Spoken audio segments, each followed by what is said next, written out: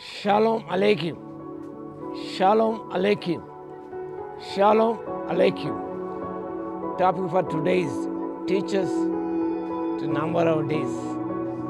Teach us to number of days. మా దినము లెక్కించుటకు మాకు నేర్పుము.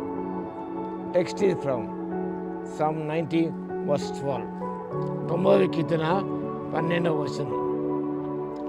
మాకు జ్ఞాన హృదయము కలుగునట్టుగా చేయము, మా దినము లెక్కించుటకు మాకు నేర్పుము. Teach us the number of days that we may gain a heart of wisdom.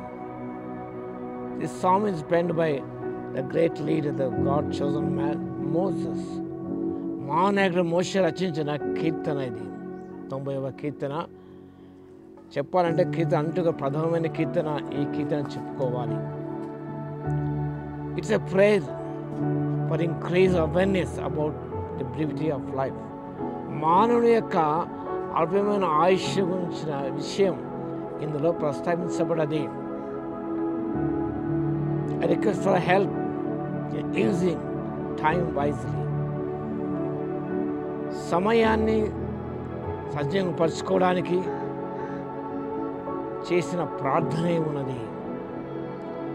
దావీదు మహారాజు నా ఆయువు ఎంత అల్పమైనదో తెలుసుకొని కోరుచున్నాను అంటాడు. అదే ఇక్కడ కూడా తన ఆయుష్కాలం ఎంత అల్పమైన విషయాన్ని ప్రార్థనపూర్వకంగా తెలుసుకొని కోరుచున్నాడు.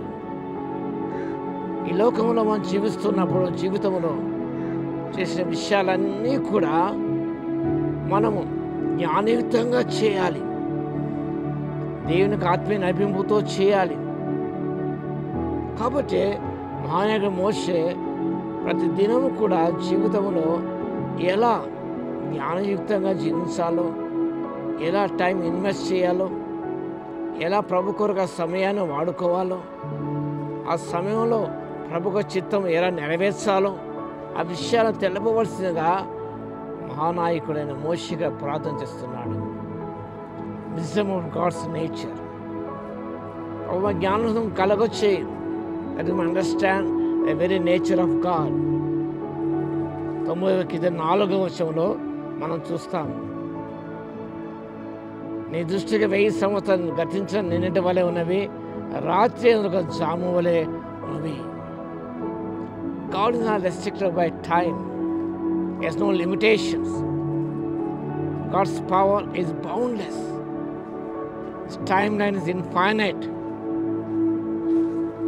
ఆయనకు తలంపులు అవి అనంతమై ఉన్నవి. అనంతమైన దేవుడు ఆయన.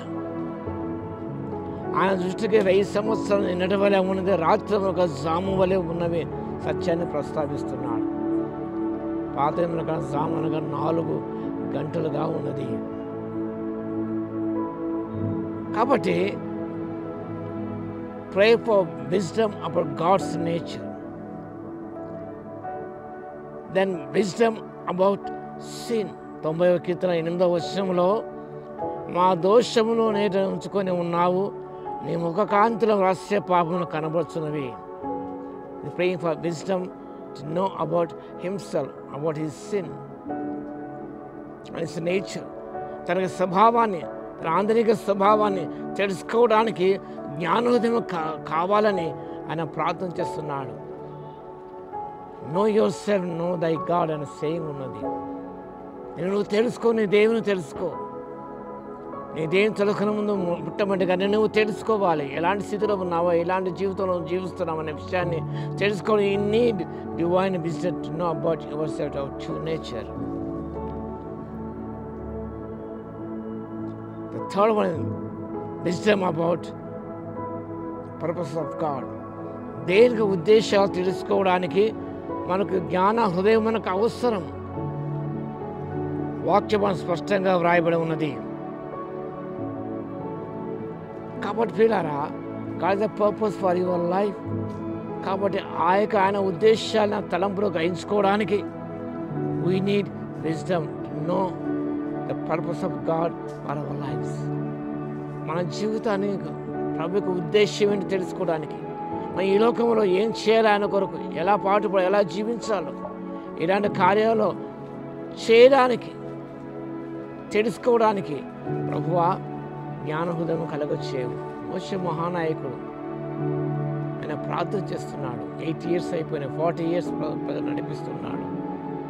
Still wants to know about the plan of God for his life, for the people of God.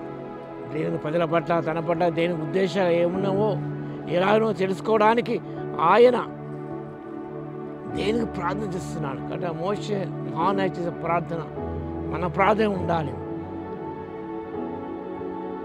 And I need wisdom to know about you, to know about myself, to know about your purposes. Teach us number of days. అతిగా ప్రార్థన చేసి దేని ఉద్దేశాలు తెలుసుకొని దాన్ని సఫలపరచడానికి పరిశుద్ధాత్మ దేవుని శక్తిని దయచేయును గాక. ఆమేన్. ప్రార్థన చేసుకుందాం.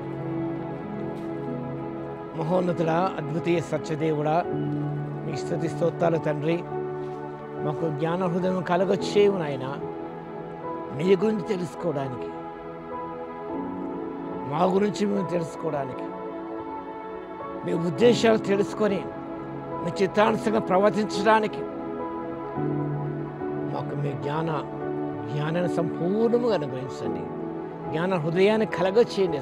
మీకు స్తోత్రాలు చెల్లిస్తూ వాక్యం ప్రతిభను దర్శించినైనా, మీ ఆత్మీయ కార్యాల వల్ల జరిగించినైనా ముందుకు సాగిపోయే కృపని ఎవరికి స్తోత్రాలు చెల్లిస్తూ యేసుక్రీస్తు పరిశుద్ధ నామములో ప్రార్థించి వేడుకొస్తున్నాము తండ్రి. ఆమేన్.